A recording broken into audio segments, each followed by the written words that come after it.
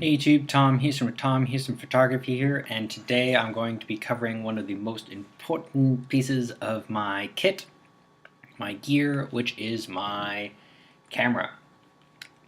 I shoot with the Nikon D90. It has been my first and only digital SLR, so all of my photos I have taken with this camera. It is a spectacular camera. I've had it for 4 years now. And I will go over some of the specs. I will talk about it and then give some advice and talk about why I might be upgrading.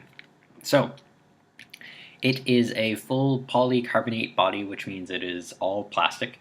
There's no magnesium alloy, there's no weather sealing, nothing like that, which fits where it falls in the lineup of cameras. ISO range of 200 to 3200, and that's its native. You can go higher or lower, but I would never recommend that. I stay at ISO 200 99% of the time, and I don't go above 800 if I am going to go up in ISO. It's 1/4000th of a second shutter speed, which is on par with the D600 now, not the D7000 or the D800. But rarely do you need a camera to go that fast unless you're shooting, as I drop my camera, shooting wide open with a 1.4 lens, in my experience. Ergonomics is amazing. It's a great camera. I love it much more than the D7000. I've held that thing and it's a brick. It's kind of like a small version of the D800, which is also a brick. One thing, if you are worried about how big your hands are and your pinky falling off the bottom of the camera, you can get the battery grip, and I would recommend getting that anyways. Have used it almost every time I use my camera because I shoot a lot of portraits, so it's nice to have that other shutter release button. It's light, which is a byproduct of it being made of plastic, which is nice because I've done a boatload of hiking with this camera, and it's been nice to have a lightweight camera for that. I'm kind of worried if I do upgrade, I know I'll be lugging around a even heavier camera. It is 12 megapixels, which is plenty. Anything above 10 for most printing is all you need. If you crop your photos a lot, you should probably work on taking photos, but if you don't crop your photos and you just print normal size photos, I print up to 2 by 3 feet. This camera can handle that perfectly, so I wouldn't worry about megapixels unless you're printing billboards. And also it is a lot to edit and takes longer to edit photos the larger the file is. It is a great cost, especially now. When I bought it, it was $1,100, $1,200 range, and now it's like $7.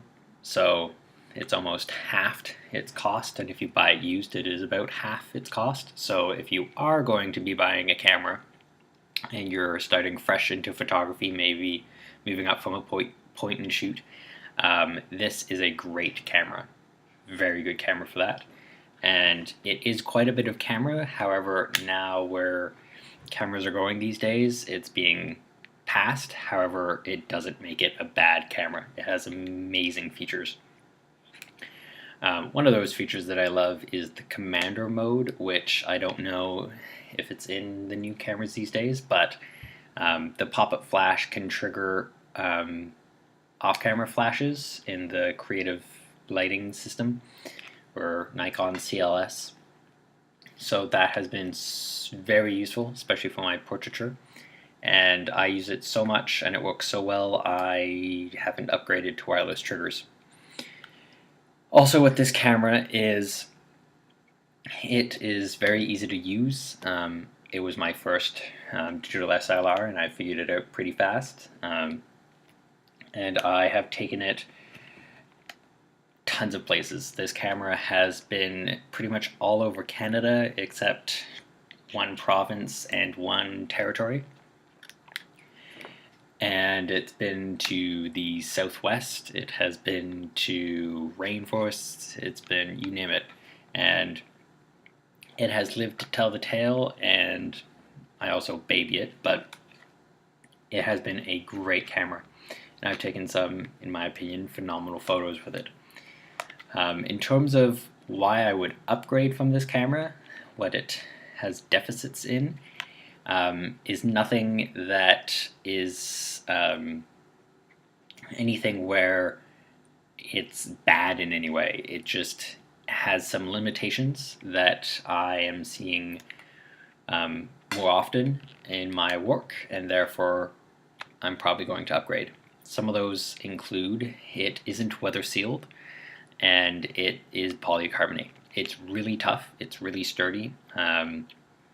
However, the weather sealing will help me take more risks with my photography because I don't really take it out in the rain. I worry about it in the wintertime because I don't want to ruin my camera in any way. So if I have a better built weather sealed camera, I can probably set my mind at ease. I could probably do that now, but I just don't want to destroy my camera. The other thing is its ISO. These days the ISO performance of cameras is ridiculous. Not that I need to bump up my ISO, however there are some times when I have been shooting in low light and can't use a flash, and therefore this camera can only do so much to help me with that. Also, I will be switching to full frame, and obviously this isn't, so this is a DX camera, which means it's a cropped sensor, so going to full frame will open up a whole bunch of other things with my photography, so that is why I would upgrade. But in terms of starting out, this is a phenomenal camera, and I highly recommend it. If you have any questions about this camera, please toss them below and I would be more than happy to help you out. So with that, I will end this video here. I'll toss a couple photos afterwards that I've taken with this camera.